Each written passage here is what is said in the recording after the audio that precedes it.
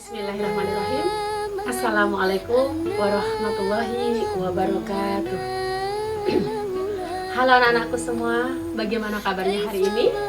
Alhamdulillah, tetap semangat, luar biasa. Allahu Akbar. Alhamdulillah, semangat sekali ya. Anak-anak, hari ini kita akan memasuki materi bab pertama. Tetapi sebelum kita belajar, yuk kita siapkan dulu fisik kita, psikis kita. Terus untuk memulai pelajaran ini kita juga harus berdoa ya. Coba kita siapkan dulu untuk berdoa. Silahkan KM-nya disiapkan. Kita berdoanya diucapkan ya. Silahkan disiapkan untuk berdoa. Ya, selesai. Anak-anak, sebelum kita belajar, mari kita rapikan tempat duduknya dulu, biar rapi. Ya, setelah rapi itu baju yang masih kurang rapi, silahkan dirapikan. Rambut-rambut tuh yang masih gondrong, ayo dirapikan biar tidak kena, biar tidak dipotong ya, sama pembina OSIS. Ya, oke anak-anak, sebelum kita mulai, Ibu absen dulu ya. Siapa yang tidak hadir hari ini? Alhamdulillah hadir semua ya. Semoga kita semua selalu diberikan kesehatan. Nah anak-anak jangan lupa dalam keadaan pandemi seperti ini, kita harus selalu menjaga kesehatan kita, memakai masker, hindari kerumunan, sering cuci tangan, dan jaga imun serta jaga iman ya. Kalian harus tetap semangat, be yourself, be happy. Jadi selalu semangat, selalu bahagia ya, biar imun kita selalu naik. Nah alhamdulillah anak-anak, kita memasuki materi yang bab pertama, yaitu perilaku mujahadah an-nafs, husnuzon dan ukhwah. Apa sih Bu husnuzon itu? Apa sih mujahadah an-nafs? Apa sih ukhwah itu? Nah, sebelum nanti lebih jauh, di dalam setiap materi pelajaran dengan Ibu, kita selalu ada kata-kata motivasi. Minggu kemarin kita dalam berkenalan, motivasi kita adalah tak kenal maka ta'aruf. Sekarang bab 1 tentang mujahadah an-nafs, motivasi kita adalah la tajassus. Yuk tabayun. Oke? Dengan begitu anak-anak kita akan mengetahui apa sih makna tajassus itu yang ada dalam materi kita, yaitu mujahadah an-nafs. Oke. Sebelum memasuki materi, kita harus mengetahui dulu tujuan pembelajaran kita. Dalam bab 1 ini apa sih yang akan kita capai? Apa yang harus kalian pahami? Oke, kita baca bersama-sama ya. Tujuan pembelajaran yaitu menganalisis makna Quran surat Al-Hujurat. Jadi peserta didik, anak-anak kalian semua tuh nanti setelah belajar materi bab 1, kalian itu bisa menganalisis makna dalam Quran surat Al-Hujurat ayat 10 dan 12. Ya. Yang kedua, tujuannya adalah bisa menjelaskan makna yang terkandung dalam Quran surat Al-Hujurat ayat 10 dan 12. Dan yang ketiga, mendemonstrasikan hafalan Quran surat Al-Hujurat ayat 10 dan 12. Nah, anak-anak, sebelum memasuki kesemuanya pelajaran itu, maka kita harus mengetahui kegiatan inti kita. Bab ini itu 4 kali pertemuan. Nah, di dalam materi pertemuan pertama, Ibu nanti akan share link ya. Share link materi yang harus kalian baca dulu, pahami dulu. Karena kan kita sekarang sedang PJJ ya, jarak jauh. Jadi kalian sebelum meet dengan Ibu, kalian harus mengetahui dulu nih materinya. Setelah itu, pertemuan kedua nanti ada PPT yang akan Ibu bagikan juga. Dan juga ada video. Dan terakhir, kalian demonstrasi hafalan dengan Ibu. Nah, kita mau memasuki tentang mujahadah an-nafs. Yuk kita simak dulu video di bawah ini. Yuk kita nonton bersama ya. Pernah di suatu saat kita mengalami yang namanya musibah, lalu seperti kita frustasi.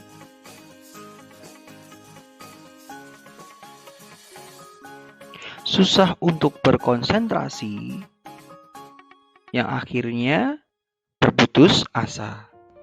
Agar terhindar dari hal-hal tersebut, mari kita pelajari materi berikutnya.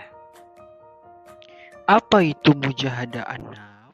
Alhamdulillah. Nah, anak-anak, dari video tersebut kita harus selalu menjaga emosi kita. Ada orang yang stres sekali dengan banyaknya pikiran dan masalah yang dihadapi, sampai kadang ada yang tidak bisa menghadapinya, akhirnya mengambil jalan pintas yaitu bunuh diri. Na'udzubillah min dzalik. Kita sebagai umat Islam harus tetap semangat dalam menghadapi masalah. Apapun masalah itu, kita harus berjuang untuk menyelesaikannya. Nah, selanjutnya kita memasuki Quran surat Al-Hujurat ayat 10 dan 12. Atau kita harus mengetahui dulu nih dalil-dalil yang terkandung tentang perilaku mujahadah an-nafs, yaitu pertama Quran surat Al-Hujurat ayat 10, dan yang kedua Quran surat Al-Hujurat ayat 12, dan yang ketiga hadis tentang perilaku mujahadah an-nafs, husnuzon dan uhwah. Mari bersama-sama kita baca Quran surat Al-Hujurat ayat 10. A'udzu billahi minasyaitonir rajim. Bismillahirrahmanirrahim. Innamal mu'minuna ikhwatun fa aslihu baina akhwaykum wattaqullaha la'allakum turhamun. Shadaqallahul adzim. Artinya adalah innamal mu'minu, sesungguhnya orang-orang mukmin itu ikhwah, bersaudara. Fa aslihu baina akhwaykum, maka jika ada dua saudaramu yang berselisih, damaikanlah. Halo, damaikan ya. Jangan sampai di antara kalian ada yang jadi kompor meleduk, ada yang jadi namimah, ngadu domba sana sini. Bilang ke A, nah tadi kamu begini loh. Habis itu bilang lagi ke B, tadi si A ngomongin kamu loh. Nah, itu namanya namimah atau ngadu domba. Na'udzubillah min dzalik. Kita sebagai umat muslim, jika ada teman kita yang sedang bermasalah, justru kita itu bertugas untuk mendamaikan biar mereka bisa rukun kembali. Bisa dipahami ya anak-anak? Oke. Selanjutnya kita akan mengupas tentang hukum tajwid nih yang ada dalam Quran surat Al-Hujurat ayat 10.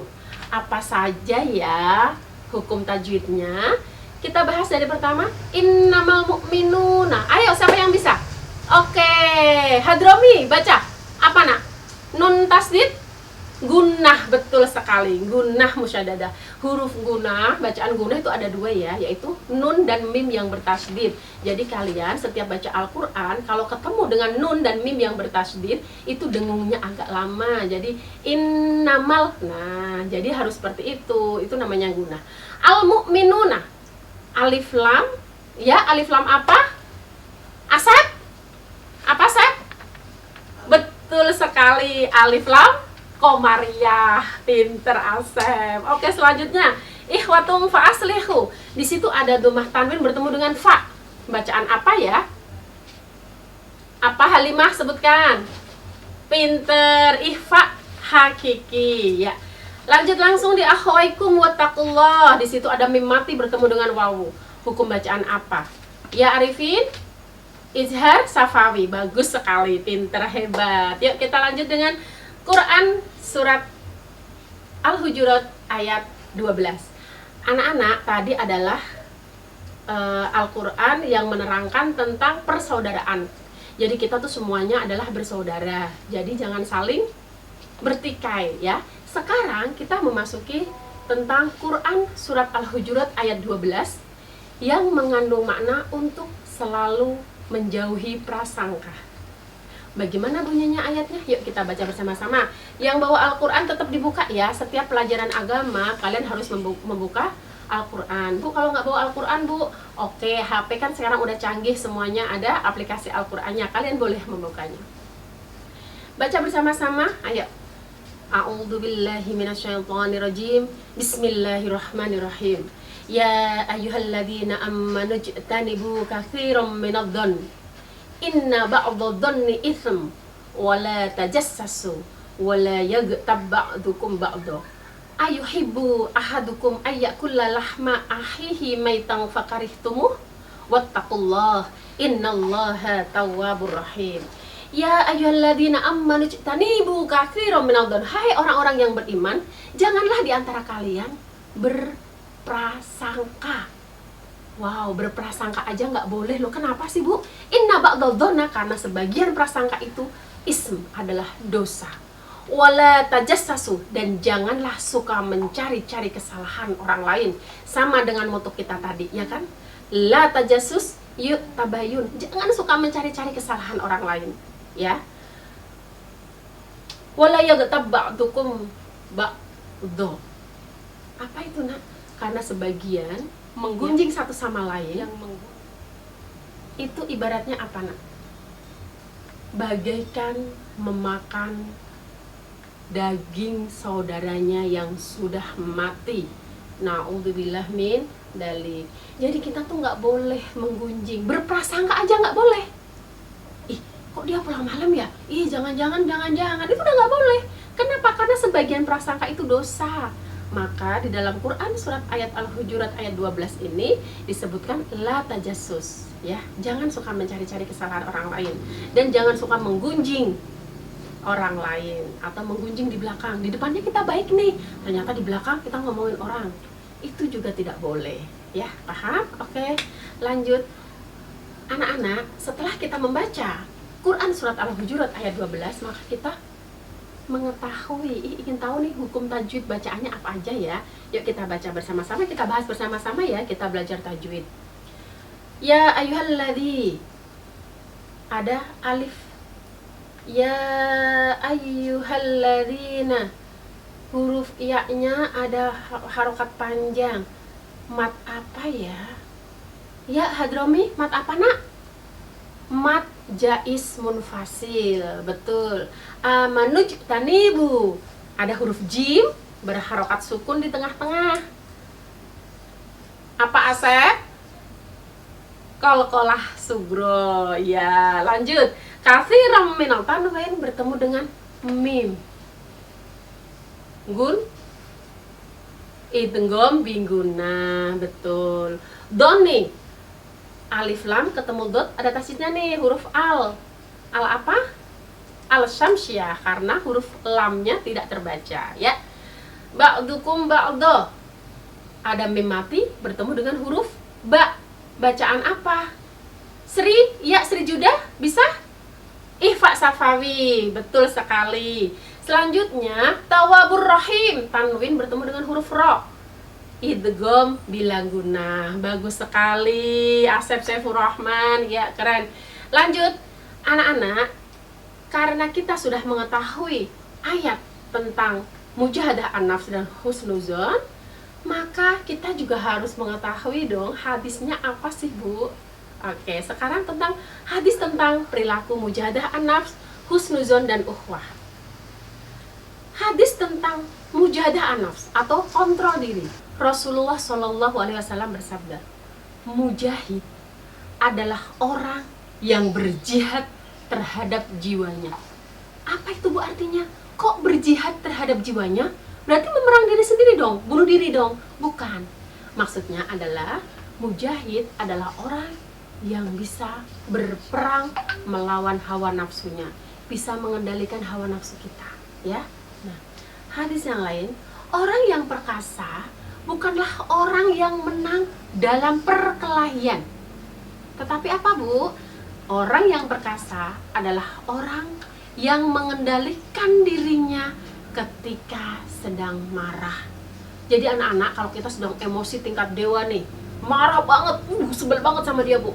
Kalau kita dalam keadaan berdiri, maka segera duduk. Baca istighfar, astagfirullahaladzim, gitu ya. Kalau kita bagusnya lagi, langsung berwudu. Biar redam itu api terbasuh oleh air wudu. Paham ya? Oke, next. Selanjutnya, kita akan mengupas tentang hadis yang menunjukkan tentang husnuzon atau berprasangka baik.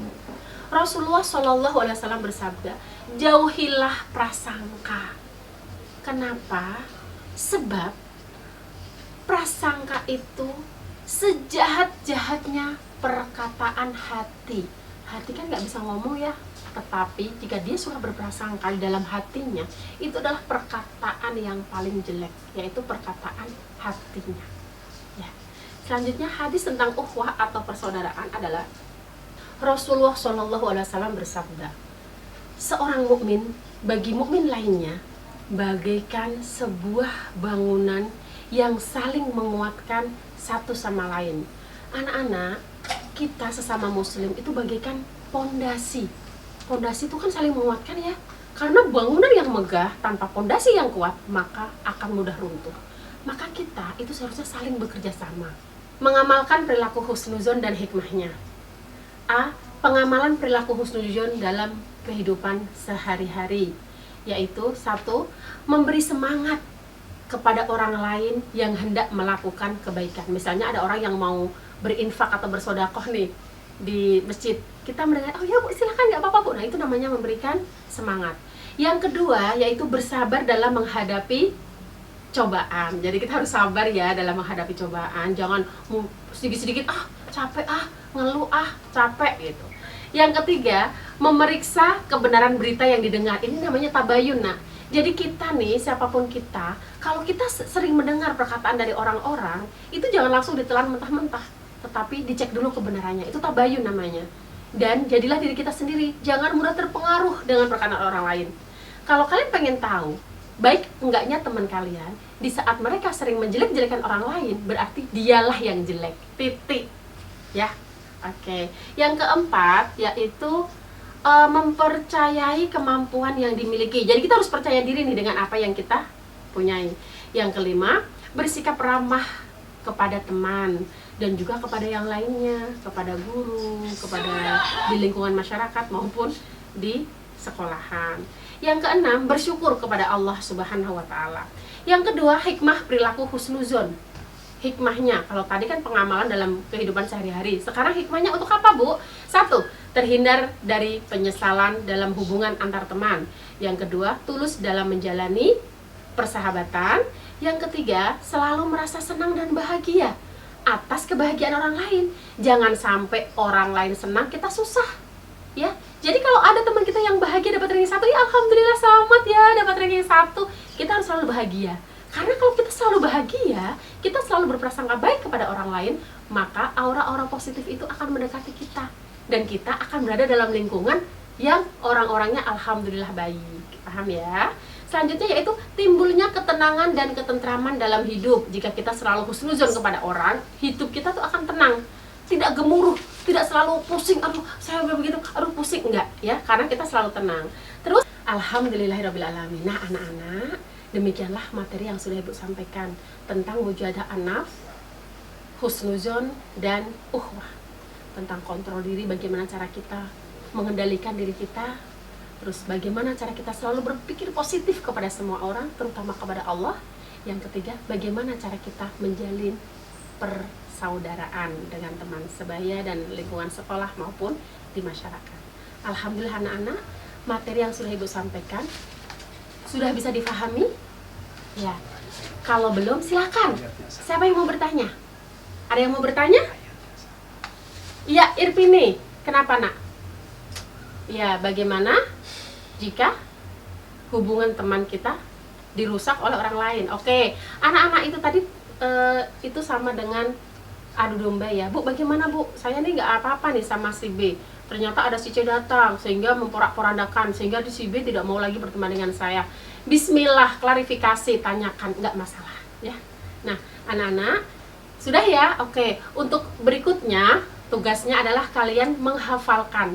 Silahkan hafalkan Quran Surat Al-Hujurat ayat 10 tentang persaudaraan dan Quran Surat Al-Hujurat ayat 12 tentang husnuzon ya. Anak-anak, alhamdulillah materi kita telah selesai. Setelah kalian memahaminya, kalian mengerjakan hafalannya, maka kita tutup dengan doa. Mari bersama-sama kita tutup dengan baca hamdalah dan kafaratul majlis. Alhamdulillahirabbil alamin. Subhanaka Allahumma wa bihamdika asyhadu an la ilaha illa anta astaghfiruka wa atubu ilaik. Alhamdulillahirabbil alamin. Demikian dari Ibu, kurang lebihnya mohon maaf. Akhirul kalam, wabillahi taufiq wal hidayah. Assalamualaikum warahmatullahi wabarakatuh.